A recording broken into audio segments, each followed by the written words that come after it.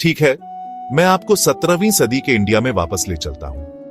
एक ऐसी जगह की कल्पना कीजिए जो राजाओं के बीच बंटी हुई थी, बड़े बड़े एम्पायर थे और पावर के लिए एंडलेस लड़ाइयां होती रहती थीं। इसी सब के बीच महाराष्ट्र के पहाड़ी किलों में एक लड़का बड़ा हो रहा था जिसका नाम शिवाजी था। शिवाजी किसी अमीर या शाही परिवार में पैदा नहीं हुए थे।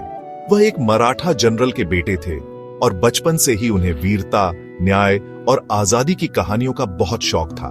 पर बात यह है, जो चीज शिवाजी को सबसे अलग बनाती है वह सिर्फ उनकी तलवार नहीं है, वह उनका दिमाग है। जरा सोचिए, जब दूसरे राजा महल बनवा रहे थे, शिवाजी अलायंसेस बना रहे थे, वह पहाड़ों के रास्तों से चुपचाप निकलते थे, लोकल लीडर्स के साथ सीक्रेट पैक्ट्स करते थे और ये सुनिए, वफादार लड़ाकों की एक ऐसी टीम तैयार करते थे जो जमीन को अपनी हथेली की तरह जानते थे।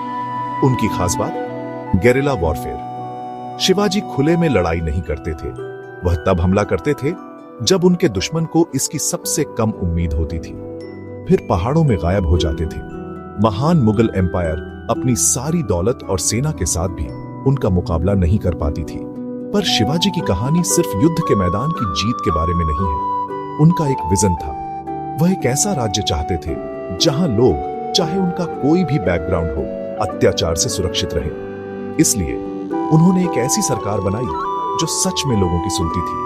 वह किसानों की रक्षा करते थे, महिलाओं का सम्मान करते थे और यहां तक कि उनके पास कोस्टलाइन की रक्षा के लिए एक नेवी भी थी। उस समय के लिए यह क्रांतिकारी था। अब उस साहसिक पल की कल्पना कीजिए जो उनकी कहानी को अमर कर देता है।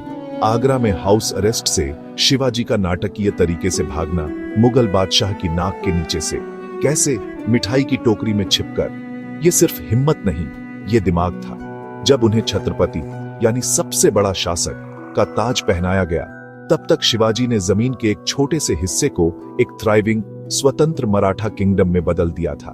उन्होंने एक पूरे आंदोलन को प्रेरित किया और इंडियन हिस्ट्री को हमेशा के लिए बदल दिया। और उनकी लेगेसी ये सिर्फ किलों या युद्ध के मैदानों में नहीं है, बल्कि इस विचार में है कि एक इंसान हिम्मत और विजन के साथ एक एम्पायर के खिलाफ खड़ा हो सकता है। तो अगली बार जब आप शिवाजी का नाम सुने, याद रखिए, यह सिर्फ एक योद्धा की कहानी नहीं है, ये एक लीडर, एक प्रोटेक्टर और एक गेम चेंजर की कहानी है जिसने नियमों को फिर से लिखा। हिस्ट्री की इस जर्नी में मेरे साथ बने रहने के लिए थैंक्स। अगर आपको मजा आया तो उस लाइक बटन को दबाना ना भूलें और पास्ट की ऐसी और एपिक कहानियों के लिए सब्सक्राइब करें।